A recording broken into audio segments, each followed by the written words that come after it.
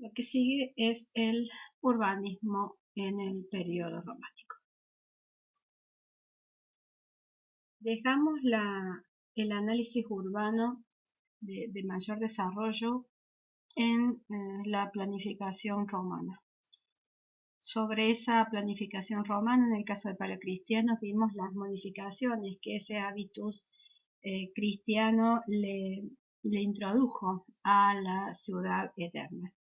Tengan en cuenta con el análisis que es justamente ese tipo de componente el que hay que buscar.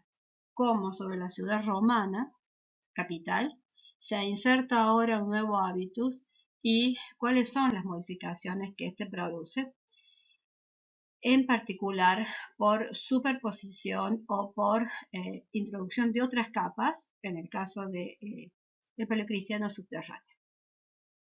Vimos también el nacimiento de otra ciudad, el caso de Constantinopla y su consolidación, y en forma paralela, pero del lado occidental, las ciudades romanas construidas durante la época de la República y del Imperio comenzaron lentamente a ser deshabitadas y eventualmente fueron ocupadas por algunos de esos pueblos bárbaros que hemos mencionado.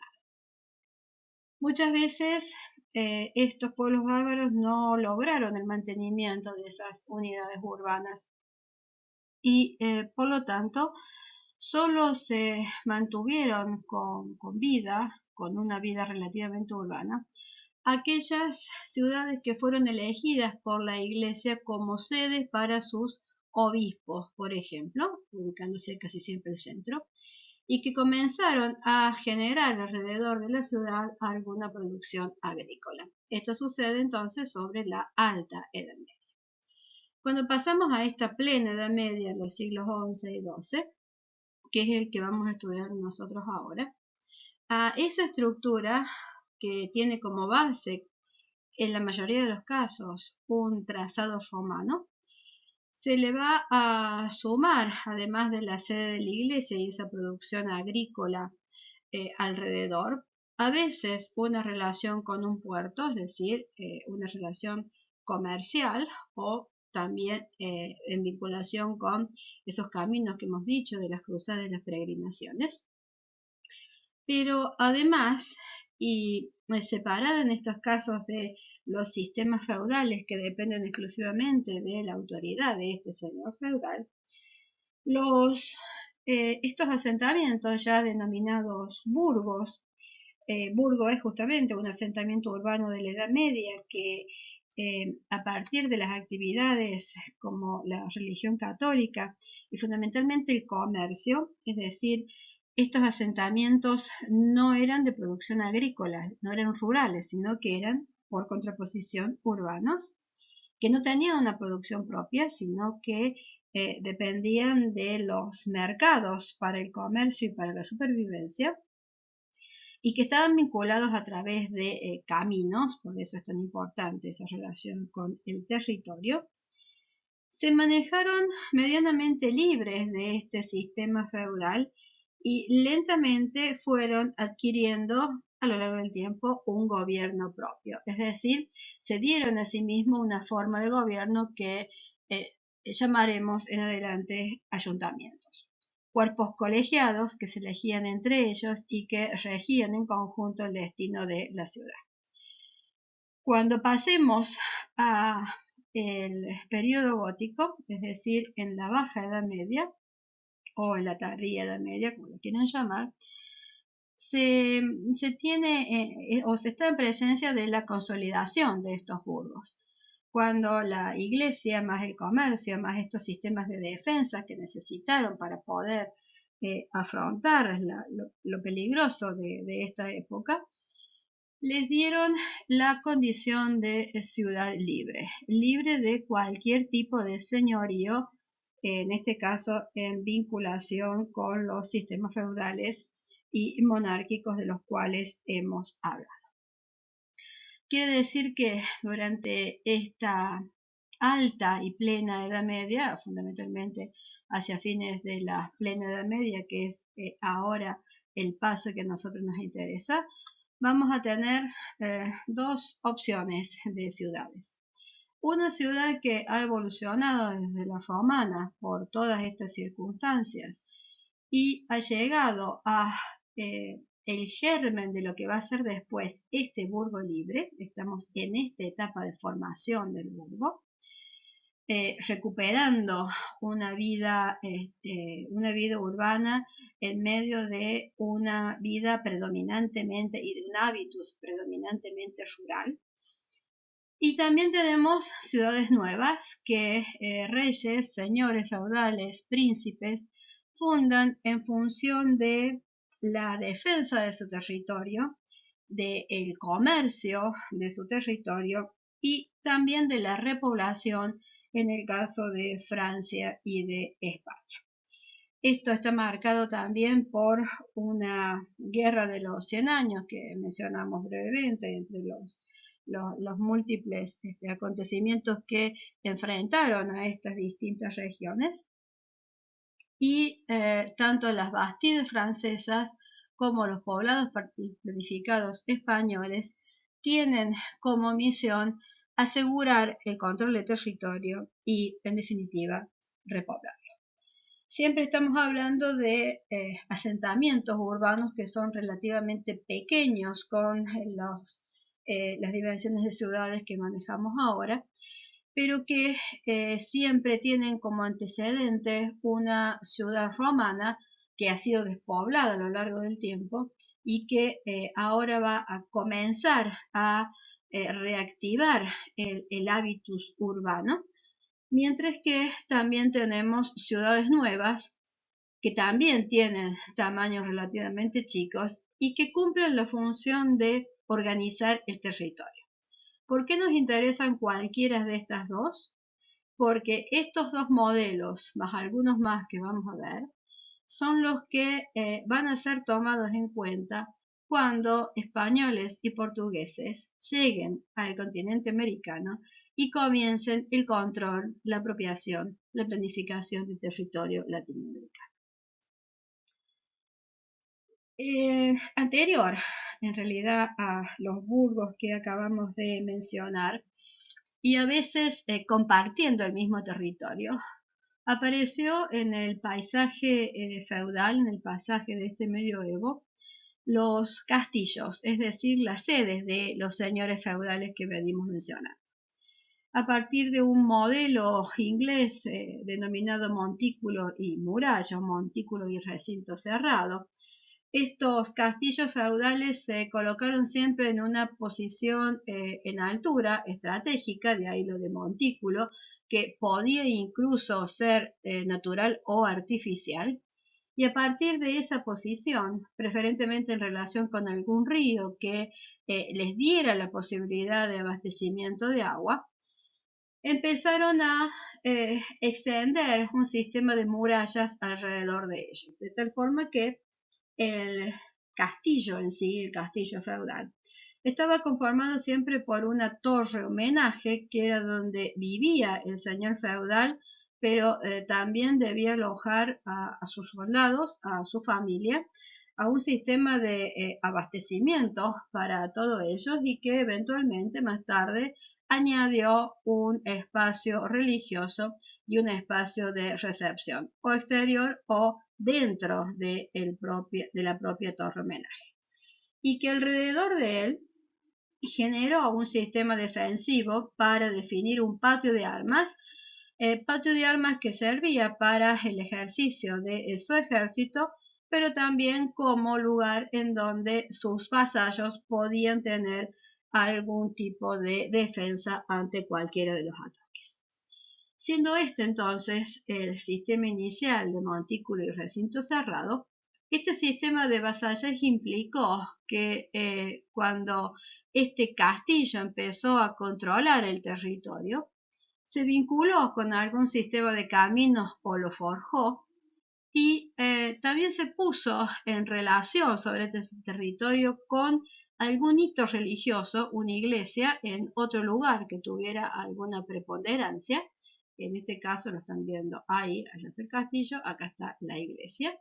Y entre los dos entre el espacio que había entre esos dos hitos que hacen alusión directa a cómo se maneja el juego del poder en este espacio de tiempo, empezaron a aparecer producciones casi siempre relacionadas con la agricultura y la ganadería.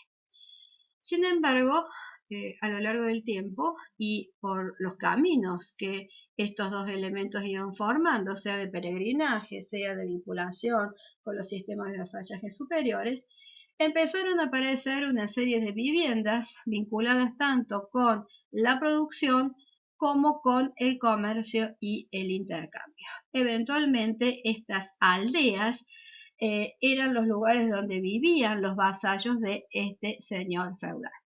Estas aldeas no eran aldeas libres como los burgos que hemos visto antes, sino que estaban en función de el abrigo de la defensa del señor feudal y dependían exclusivamente de la voluntad de dicho señor. Empecemos a ver algunas de estas ciudades, primero las nuevas. Las Bastides, como dijimos, eran ciudades de construcción reciente, esa es la definición de Bastides. Se llegaron a conformar unas 500 en esta época, ubicadas al sur de Francia, construidas tanto por el mismo rey de Francia como por el rey de Inglaterra, que era vasallo del rey de Francia, porque era el señor feudal de una de sus regiones, que era Aquitania. Fíjense cómo cambian también dentro de las regiones estas relaciones de poder. Una de las Bastillas más conocidas, y abajo tienen una selección de las formas de algunas de ellas, como ven todas que tienen una traza relativamente regular. Puedo identificar la unidad urbana, es decir, la trama, y en el caso de Montpensier lo voy a poder hacer. Tienen vacíos urbanos que se van a usar como plazas y tienen un borde perfectamente definido porque a ser de defensa tienen murallas, ¿sí? Voy a poder eventualmente analizar el tejido porque es un tejido bajo, homogéneo, en el que se van a destacar algún espacio que cumpla las funciones civiles y obviamente el edificio de la iglesia. Montpensier, planificada hacia el 1285 por uno de los reyes ingleses, es una traza perfectamente regular. Tienen 1, 2, 3, 4 unidades iguales más una diferente central, más 1, 2, 3, 4 en el otro sentido. Esto no tiene más de 400 por 200 metros, son pequeñas. Y sobre este espacio principal, sobre esta franja central que es diferente de las otras, en el centro podemos identificar un espacio plaza que alrededor tiene una serie de galerías que definen la plaza central, que a su vez cumple las funciones de mercado. Inmediatamente a ella, en diagonal, y fíjense cómo se van abriendo por las esquinas esas galerías porticadas, se ubica la iglesia. Los ingresos principales se dan a través de cada una de las salidas de estas calles y algunas de ellas tienen, sobre los dos espacios centrales, mientras que las culminaciones de estas calles suelen definir los torreones de defensa. Los gráficos que ahí tienen le permiten analizar una traza perfectamente regular y ortogonal, que puede tener como modelo inmediato tanto las ciudades coloniales griegas como los castros militares romanos. La idea de subdivisión de una unidad urbana en una sucesión de lotes exactamente iguales, donde puedo incluir una vivienda, y ahí tiene la tipología vivienda para analizar, el tipo religioso aislado, y sobre la plaza las galerías porticadas que servían para la actividad comercial. Ejecutadas casi siempre en piedra local, el lenguaje de estos edificios buscaba la idea de refugio, de defensa, de no ser fácilmente sometidos, no por su envergadura, porque como dijimos no eran grandes, pero sí por el peso que tenía el uso de la piedra en su construcción. La plaza principal con esas galerías porticadas resueltas en arcos y además la ubicación de este elemento que está ahí, otro pórtico ejecutado en madera, que hacía los fines del sector del comercio del mercado protegido. Desde arriba y en la actualidad la Bastide de Montpensier del siglo XIII. El trazado regular, el espacio plaza, la iglesia, la subdivisión en lotes de cada una de las unidades urbanas y después puedo analizar entonces la tipología vivienda, la tipología religiosa y la tipología comercial, el mercado, para terminar de analizar el tejido. En el caso de Montpensier ya no existe el sistema de murallas. La que sigue es otra Bastide francesa, Pays Morts o Aguas Muertas, en este caso fundada por un rey francés hacia el 1250. Fue fundada como un puerto real. Lo que necesitaba este rey, que es uno de los que participa en las cruzadas, era una salida por el sur de Francia hacia el mar Mediterráneo para desde ahí poder embarcarse hacia Tierra Santa. Es decir, que este asentamiento en particular respondió a varias de las necesidades de la época porque este puerto también fue un puerto comercial por sus vínculos tanto con Italia como con España como con el Imperio Bizantino. No fue una ciudad también libre porque no pagaba impuestos por ser una ciudad de fundación real y financiada por los reyes. En este caso, no tan regular como la anterior, ya nos va a ser más difícil leer los ejes, si bien acá parece que tengo un par de ejes, el resto son siempre calles que van cortando en forma ortogonal con otros sistemas y van llegando a núcleos o a unidades urbanas más pequeñas. Sí se reconoce dos torreones de defensa, una ubicada en una esquina del trazado, la muralla en sí, con todos también los torreones intermedios que terminan de conformar el sistema defensivo, un ingreso más protegido a partir de ese torreón de la esquina que les mencioné, y nuevamente una plaza que cumple con estas funciones más comerciales. Cerca de ella, es decir, cerca de ese sector, la iglesia tiene otra vez una ubicación privilegiada, mientras que no vamos a encontrar otros elementos que vayan sobresaliendo de este tejido, más que ir buscando cómo cada una de estas unidades urbanas tiene una subdivisión inicial, y ahí la están viendo, de lotes paralelos en donde se ubicaba una o dos viviendas. Un tejido muy compacto, muy cerrado, con pocos espacios abiertos, porque el espacio de seguridad que brindaban las murallas era un espacio que había que aprovechar. Finalmente, esta ciudad ya no pudo ser usada como puerto y entró en decadencia, como habría sido una vista desde el mar de esta Bastide de Aguas Muertas. Pasemos a España. En el caso de España, la Reconquista, que los reinos de Aragón, Navarra y después Castilla van a iniciar desde el norte hacia el sur para recuperar sus territorios hasta ese momento en manos de los musulmanes, los lleva también a recuperar ciudades fundadas por los romanos o fundar ciudades nuevas.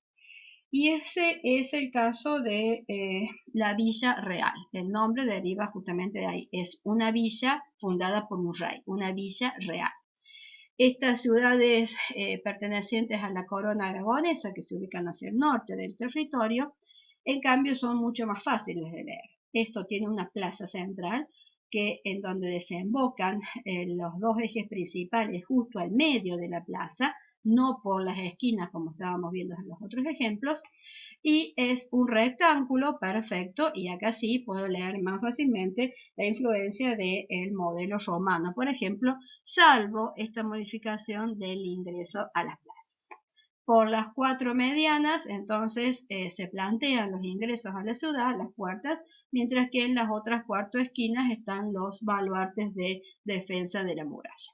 Otra vez, sobre la plaza, esta serie de galerías porticadas, que son lo que resta en la actualidad del conjunto, enmarcan el espacio del mercado y en las cercanías de estas la disposición de la iglesia y el respectivo ayuntamiento. En cambio, miremos ahora las ciudades que a lo largo del tiempo se fueron modificando a partir en general de fundaciones romanas. Este es el caso de París, fundada como la Lutetia Parisiorum, ya la hemos visto. La ciudad inicia su desarrollo romano en lo que resta de los gráficos que están ubicados en este plano.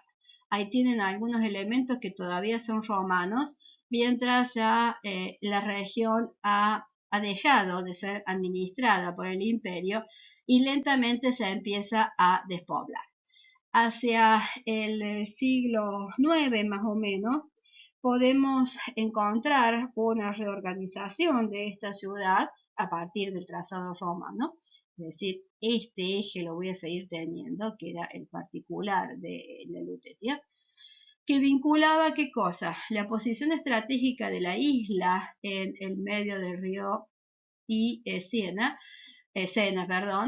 comunicada con dos puentes hacia la ciudad en sí y hacia el ingreso de su sistema defensivo. ¿Cuál es el planteo del siglo IX? Pues ubicar en la parte norte de la ciudad, es decir, ahí, en esa primera muralla, todo lo que sea la vida pública de la ciudad, por eso esto se denomina la villa en sí, mientras que el centro, es decir, la isla de la ciudad, que se permanece hasta hoy, es donde tienen los asentamientos los dos agentes más importantes, el Palacio del Rey en una de estas puntas y la Iglesia Católica en el otro extremo de la isla. Mientras que hacia el sur, en este otro sector, y el esquema es exactamente este, acá tienen el río, la isla de la Cité con el palacio y la iglesia. Esta iglesia va a ser posteriormente la iglesia de Notre Dame, en este momento es el inicio de Notre Dame románica. Hacia el norte, la villa en sí, con el ayuntamiento de la ciudad, y hacia el sur se va a ubicar el barrio universitario, dado que París va a tener con la Sorbona una de las primeras universidades medievales que nacen hacia fines del románico y principios del periodo gótico. Dentro de este sistema amurallado, que después, como ven, va a crecer, esta es una primera muralla, esta es una segunda muralla, este es el Palacio del Louvre, que primero queda afuera de la muralla, después queda adentro de la muralla. En este esquema están viendo en lo que es rojo todo lo que son propiedades religiosas, tanto en el interior de la muralla, que son parroquias o iglesias, como afuera, que son abadías, por ejemplo, pues lo vamos a ver en otro plano. Las propiedades del rey, marcadas un poquito más en negro, este es uno de los palacios, este es el otro palacio. También hay todo lo que sea violeta, son escuelas, ¿no?, que están hacia este sector, mientras que, perdón, todo lo que es verde es escuelas que están hacia este sector, mientras lo que es violeta son hospitales. Como ven, ya las tipologías son más variadas en una ciudad que está ubicada en una región estratégica y a la cual confluyen muchos de estos señores feudales y que además tiene una especialización, es decir, es universitaria. Nuevamente, dentro de la ciudad, el uso de cada unidad urbana, es decir, de cada manzana, se va a utilizar lo más posible, es decir, se va a densificar. Y ahí ustedes ven la división en lotes mucho más pequeños y la incorporación de la unidad de vivienda con la unidad de vivienda tradicional del medioevo, que también ya la hemos revisado. En este planito que muestra a París en la época de Felipe Augusto, uno de los monarcas de la Edad Media, se ve claramente esta idea de la primera extensión de la ciudad hacia el norte. Ahí está el conjunto más administrativo, la isla central con la iglesia por este lado y el palacio por este lado, que tienen el otro conjunto palaciego, mientras que hacia el sur se ubica el barrio de la Sorbona, es decir, el barrio que tiene los primeros colegios universitarios. No se imaginen una ciudad universitaria, sino una serie de colegios que alojan a los estudiantes y que en algunas de las otras casas se dictan las clases. Mientras que esto que ven afuera de la muralla, ahí está la muralla, son las abadías, esas otras unidades ya rurales religiosas, a cuyo alrededor después eventualmente se puede formar otro burgo, es decir, otro barrio. Por acá tienen una, por acá tienen otra, por ahí se está formando otra, por acá hay otra. Y como ven, siempre aparece la idea de la iglesia. La iglesia va a aparecer como componente esencial en cada una de las expansiones de estas ciudades. Alrededor de la ciudad, una ciudad que es relativamente pequeña todavía, los campos sembrados, es decir, la producción. Esto convive continuamente porque es la única forma de sobrevivir más allá del comercio. Y los caminos que son esenciales para, como ven, París tiene mucho, para comunicarse y establecer relaciones comerciales, religiosas, políticas con los demás asentamientos. Sigamos ahora con una ciudad ubicada más hacia el norte de Europa, Brujas en Bélgica. Esta ciudad es una ciudad eminentemente comercial. Con el tiempo va a formar parte de la Liga Hanseática, una de las principales ligas comerciales de la Europa medieval. Esta ciudad está en vinculación con el mar a través del cauce de un río y este cauce atraviesa la ciudad. De allí que además del trazado vial común o terrestre, que como ven es absolutamente irregular, posiblemente por la presencia del agua, también van a poder reconocer un trazado que corresponde a canales y que además le permite tener a Brujas un doble sistema de defensa, tanto la muralla como los fosos de agua. Acá ven entonces un trazado que está en función del agua y un trazado que está en función de la tierra, lo que genera casi una doble trama, una doble traza mucho más compleja en el caso de Brujas. Dentro de estas pequeñas unidades urbanas, porque hay que optimizar el territorio que me queda defendido, rodeado por las murallas, insertando una tipología de vivienda al lado de otra, viviendas que adquieren altura para poder aprovechar más y densificar el espacio que resta.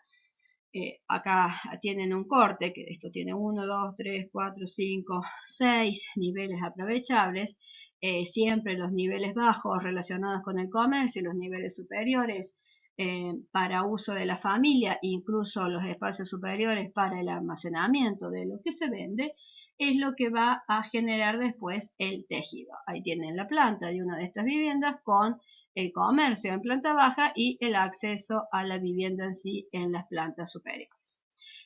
Aunque el dibujito no los muestre porque este sirve para la escala, estos son espacios muy densificados, dado que las calles son relativamente angostas y se abren casi únicamente sobre este espacio central que es la plaza. Sobre este espacio central se va a ubicar el ayuntamiento, la iglesia principal, la lonja de comercio, que es el espacio donde los representantes de las demás ciudades vienen a vender y donde se establecen los precios de lo que se vende. Es decir, que los principales espacios de la ciudad están en directa vinculación con el comercio. Un perfil de Brujas para esta época les muestra el ayuntamiento y la presencia indiscutible de las iglesias que van marcando cada uno de los barrios en los que se reparte la administración de la ciudad, más siempre algún edificio destinado al comercio, en este caso la lonja. Y el paisaje típico urbano de esta ciudad, generado a partir de la presencia del agua, los canales y los puentes, que haciendo alusión al nombre, Brujas en el idioma local está en relación con la idea de puentes, van cruzando y van tejiendo, van continuando, van dando continuidad, mejor dicho, a el trazado de la ciudad. Estas ya son más modernas, estas son las viviendas de la época que nosotros estamos analizando. Sigamos ahora con una española, Ávila, en el siglo XI, en el centro de España. Ávila es el resultado no de una fundación nueva, sino de una sucesión de intervenciones a lo largo del tiempo. Ávila comienza siendo de fundación romana, luego es ocupada por los visigodos. Durante esta época, católicos los visigodos, también es utilizada como asiento del obispo, es decir, es una ciudad obispal, y posteriormente es ocupada por los árabes de religión musulmana. Durante un tiempo también es ocupada alternativamente por católicos españoles y por musulmanes, lo que genera una convivencia de religiones dentro de la misma ciudad que le da un particular hábitus, tanto religioso, pero sobre todo cultural, porque la gente dentro de estos espacios de convivencia piensa absolutamente de otro modo. Como ven en este gráfico que tienen de este lado, la presencia de edificios religiosos es importantísima en Ávila. Y ahí van viendo la ubicación de iglesias católicas, que son los puntitos, sinagogas judías, que son las estrellitas de David, y también mezquitas árabes, que son las medias lunas, que se pueden encontrar tanto dentro del recinto protegido amurallado como fuera del mismo. Este recinto amurallado, que es irregular, pero que recuerda a un rectángulo, no tiene una partición ortogonal, sino que si bien podríamos ahí encontrar un cardo y tal vez un decumano por ahí, hay una subdivisión interna irregular que es fruto justamente de esa despoblación que sufre muchas de las ciudades de la Hispania romana, igual que el del resto del imperio. Sí, a lo largo del tiempo la reconstrucción de la muralla es lo que le va a dar seguridad a esta posición de Ávila cercana al centro de la disputa del poder entre árabes y cristianos. En particular, Ávila es reconocida como una ciudad real en el siglo XI y los españoles son muy dados a otorgarles títulos a la ciudad, reconociéndoles determinadas participaciones en sucesos históricos, casi siempre políticos. Por eso Ávila también es llamada Ávila del Rey, Ávila de los leales, Ávila de los caballeros, costumbre que también después se va a trasladar a América. Dentro de esta ciudad son significativos la presencia de conjuntos conventuales relacionados con algunos de los santos más importantes de España, como en este caso Santa Teresa de Ávila. La muralla es lo que define la idea, la imagen de Ávila. Un lateral de la muralla completo y un detalle de esa muralla. Piedra pesada, llena, maciza, es casi siempre lo que hace alusión directa al periodo románico. Y la última, una italiana. En este caso sí, siempre son recuperaciones de asentamientos romanos, aunque en particular San Gimignano tiene un antecedente etrusco. Va a ser recuperada a lo largo de los siglos X al XI como un paso más, un eslabón más en estas rutas de peregrinaciones hacia Roma y en continuidad hacia Tierra Santa. Es asiento del obispo, de un obispo desde el siglo X, toma el nombre de uno de ellos, San Gimignano es uno de sus obispos, que después va a tener una presencia, esta institución del obispado, en este elemento que ustedes ven ahí, que es uno de las torres castillo. Esta no tiene tanta altura.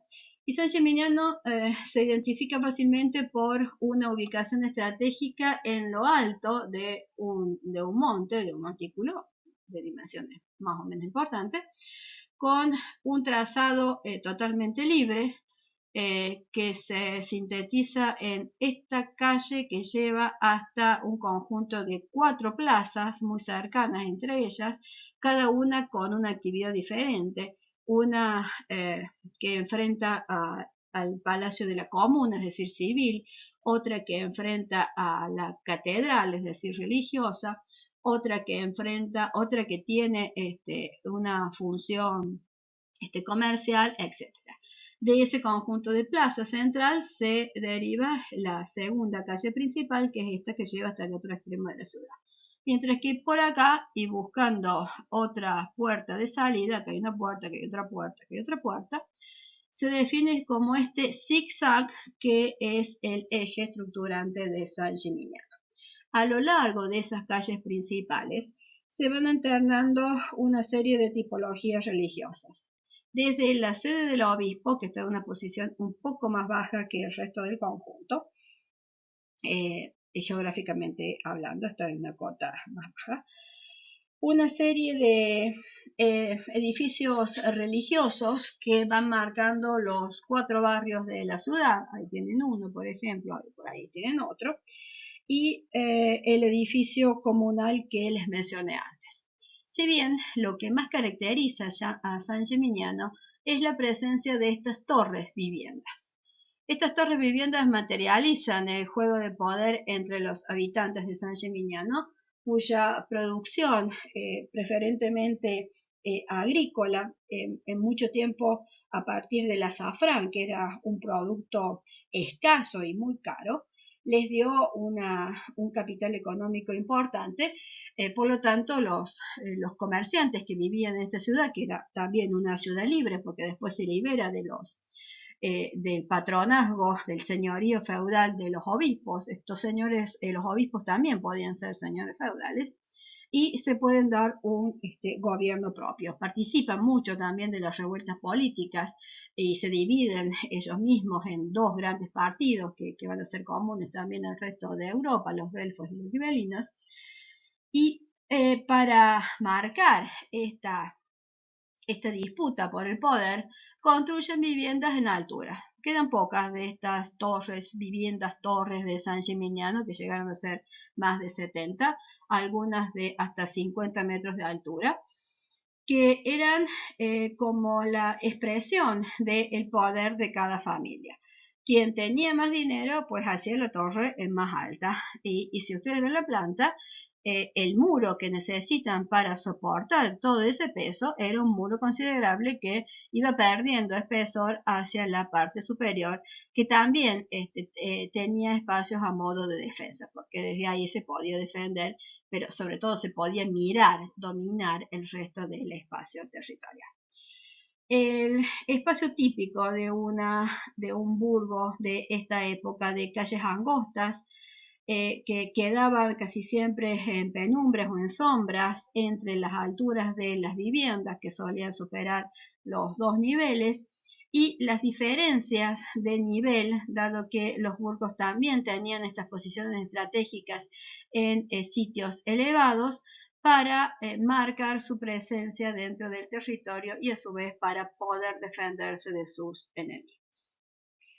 El perfil de San Gimignano, en donde lo que predomina acá no es la iglesia, sino al revés, esta idea de las viviendas.